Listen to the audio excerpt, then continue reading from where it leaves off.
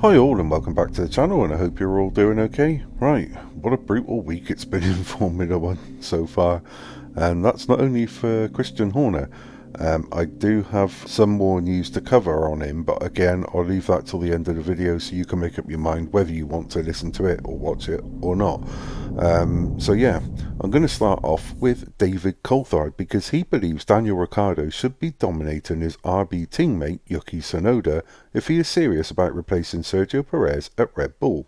Coulthard told Channel 4, "I just think that Daniel's a Grand Prix winner and Yuki Tsunoda doesn't fill me full of fear, and I'm a 52-year-old ex-racing driver. If Daniel wants to be in a Red Bull going forward, then he's got to be dominating Yuki Tsunoda. Do we really honestly feel that Yuki could go up alongside Max and scare him? I'm just commenting on what I've seen. That's what I feel. We don't need another number 2 within Red Bull, to be blunt.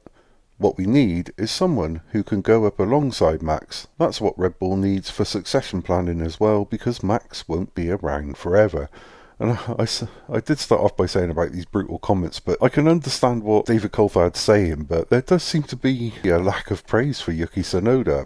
I just find it odd that he seems to attract criticism as a Formula 1 driver. And then we come on to ex-Formula 1 driver Jacques Villeneuve, because he believes Carlos Sainz's career is on the line after being forced out of Ferrari. Sainz is yet to line up a seat for next year, although he has been linked with the likes of Mercedes and Williams. Villeneuve said, "Sainz, what game will he play? His career is on the line right now. This was announced before he had time to talk with other teams properly, so his value's gone down. His potential for getting into a good team in a strong position is also in jeopardy now, so that will be crazy to see." And for me, I quite like Carlos Sainz as a driver. I think he's just at a point in his career where Sainz needs a team that can give him exactly what he needs.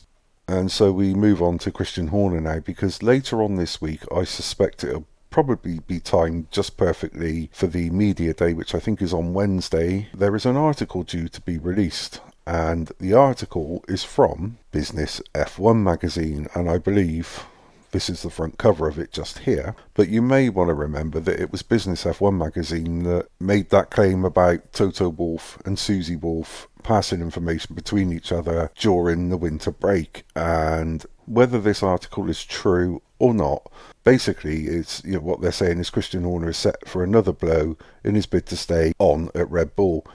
Business F1 magazine is set to run a 19-page investigation into the accusations against Christian Horner, which will include new allegations and name Horner's accuser. But those closest to Horner have dismissed the piece as full of inaccuracies. The article was leaked online during the weekend and will be published officially later this week.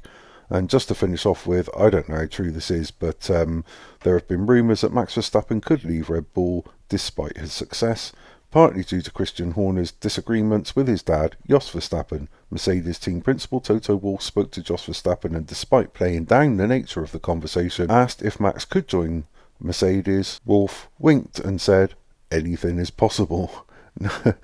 So now Marco has told F1 Insider, "As far as I'm concerned, I will not stand in the way of Max." I've been reading a lot of comments just over these last couple of days, and certainly by far more today with this sort of news that's come out about Marco not blocking Verstappen, about this 19-page article that's due to be released, and so many people are absolutely convinced. I've barely seen any in support of Jos Verstappen, but they are absolutely convinced that Jos Verstappen is completely behind everything that is going on at Red Bull right now. And as I've said in my comments earlier tonight, I'm surprised Red Bull aren't reeling Jos Verstappen in, because surely every time he opens his mouth publicly and takes aim at Horner, this must be causing some damage to the Red Bull brand.